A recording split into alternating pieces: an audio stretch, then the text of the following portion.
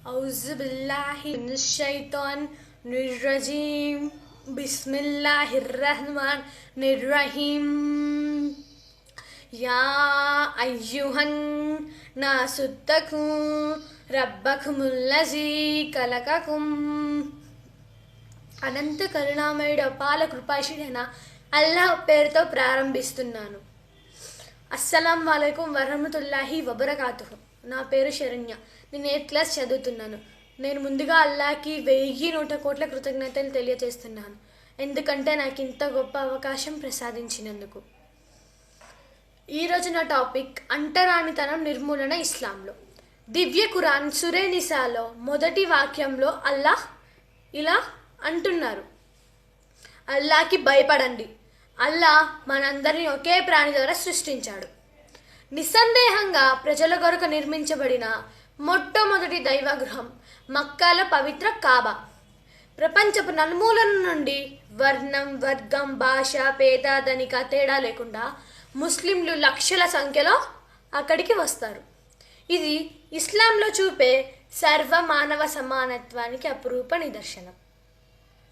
వేల శతాబ్దాలు కాబా గృహ చరిత్ర హజరత్ బిలాల్ ప్రస్తావన లేకుండా పరిపూర్ణం కాదు.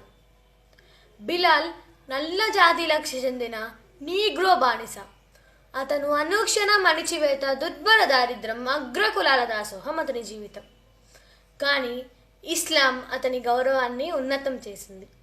ఏ జాతి తన యాతనలకు, చిత్రహింసలకు గురి చేసిందో అదే జాతికి ఆదర్శప్రాయంగా బిలాల్ని తీర్చిదిద్దింది ఇస్లాం.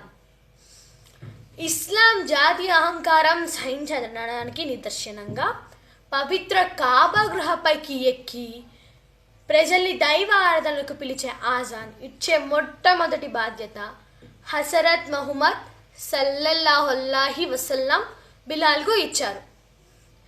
అంతిమ హజ్ యాత్ర ప్రవక్త ముహమ్మద్ సల్లల్లాహు అలైహి వసల్లం తన సహచరులను ఉద్దేశించి ప్రసంగిస్తూ ఇలా అన్నారు, ప్రజల్లారా, మీ ప్రభు ఒక్కడే, మీ తండ్రి ఒక్కడే. మీరంతా ఆదాం సంతతికి చెందినవారే. ఆదాం మట్టితో చేయబడ్డాడు. జాగ్రత్త, ఒక అరబ్బేతునికి అరబ్బుపై కానీ, అరబ్బునికి అరబ్బేతునిపై కానీ, తెల్లవారు నల్లవారిపై కానీ, నల్లవారు తెల్లవారిపై కానీ ఎలాంటి ఆధిక్యత లేదు. ఆధిక్యత కేవలం దైవ భీతి ఆధారంగా మాత్రమే. మీలో అందరికన్నా ఎక్కువ ధర్మపరిణీయుడే ఆధారపరిణీయుడు. అసమానతలను రూపుమాపే సమానత్వను భావాన్ని పెంపొందించే ప్రవక్త సల్లల్లాహు అలైహి వసల్లం మాటలను ఇప్పటికీ కూడా అవసరమే. అంతరిక్షంలో కాలు మోపుతున్న నేటి మనుషులకు ఎంతైనా ఆలోచించే అవసరమే ఉంది. కానీ నేడు ప్రపంచానికే రారాజుగా భావించే అగ్రపు రాజ్యం అమెరికాలో జాతీయ అహంకారం కోరలు చాచింది. జార్జ్ ఫ్లాయిడ్ హత్య దుర్ఘటన నేటి మానవ సమాజం ఎంత దిగజారిందో చెప్తుంది. అందుకే రండి, వర్ణ వర్గ తారతమ్యం లేని సర్వమానవ సమానత్వ కుసుమాలు విరబోయించే ఇస్లాంని ప్లీజ్ ఒక్కసారి అధ్యయనం చేయండి. ఉన్నత నైతిక విలువలకి నాంది పలకండి. అల్లా మనందరికీ సద్బుద్ధిని ప్రసాదించుగాక.